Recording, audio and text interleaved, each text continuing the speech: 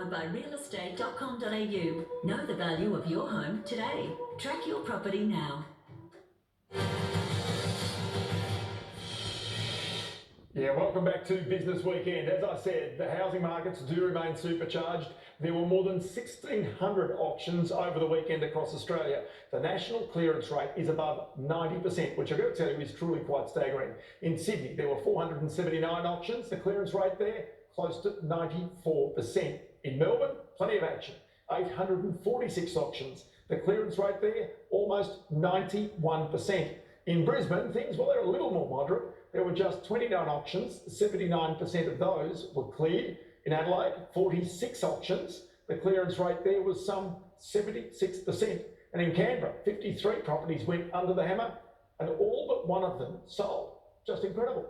Anyway, elsewhere, there is a property to be sold. It's almost inevitable. A mortgage is going to be created. And why wouldn't you, when you can easily get a mortgage rate with a 1 in front of it these days? The booming property market, again, is raising questions about the sense of young people taking on massive mortgages, making themselves vulnerable if, when, interest rates rise in the future.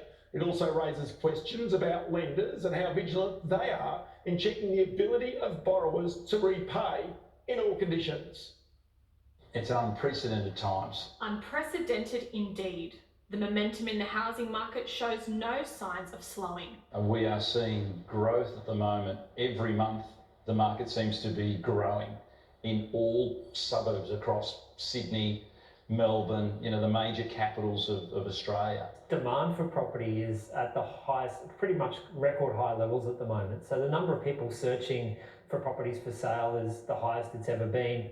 REA Group's weekly buyer demand index is up more than 58% on a year ago, the biggest jump on record.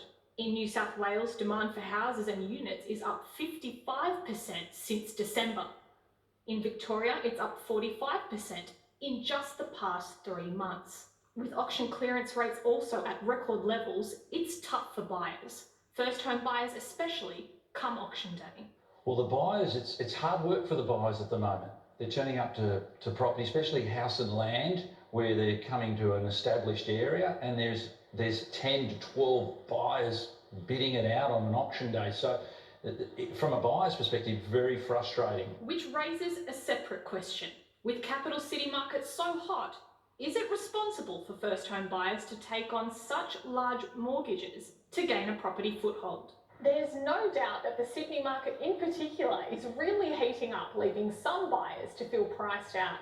The responsible lending laws are set to be voted on later this year, and if passed, there's fears that the already high levels of demand will skyrocket. The changes proposed by Treasurer Josh Frydenberg would reduce the amount of detailed information a lender asks a borrower. It would place more onus on the borrower, taking out a mortgage, say, to be responsible, rather than the bank or financier having to minutely check the credentials of its customers. The government says this reduces red tape and makes credit easier for families and small business, but plenty are sceptical. I think it's probably going to be quite hard to justify that at the moment when we're seeing, record high lending pretty much every single month. We're seeing prices increasing quite rapidly. I can't see that it's actually going to get through Parliament just because of the broader environment we are in at the moment around lending in the housing market.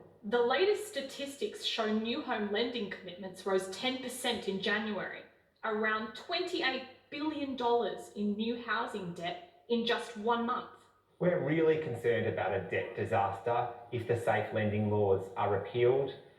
Today, people are looking to get in the property market, and we see brokers and real estate agents pushing people to borrow more and more to make that purchase. We are getting many contacts from people who are affected by debt. Debt stress causes real hardship for individuals and households. It can affect relationships, it can affect well-being, it can even affect people's ability to hold down a job. Too much debt does nothing to help the economy recover either. Look, it's always concerning when there is heat in the property market. The key to whether the relaxation in responsible lending laws gets through Parliament rests with the crossbench in the Senate. And one key senator says he's not budging. Well, I certainly can't support it on the evidence that I have before me. it doesn't seem to make any sense at all. The justification for the changes in the law was because the government said that there was a credit squeeze on. That's clearly not the case. These laws basically make sure that people don't get loans if they can't afford them. No one wins. The consumer doesn't win if they get a loan that goes bad, and the bank doesn't win if a consumer gets a loan that goes bad. We've got to maintain those laws. If that comes off, it's likely to be carnage that we'll never see.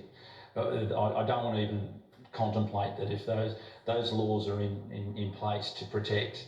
Once we take that security, basically, once you take that away, there's no safety net anymore. The key message for any buyer though, don't take on more debt than you can afford. And as banks already do, assess your ability to pay if rates change. Find the right suburb, they've got their mortgage in place, and understand that if the mortgage rate went up, and let's say it went up by a couple of percentage points, that they could still afford that repayment.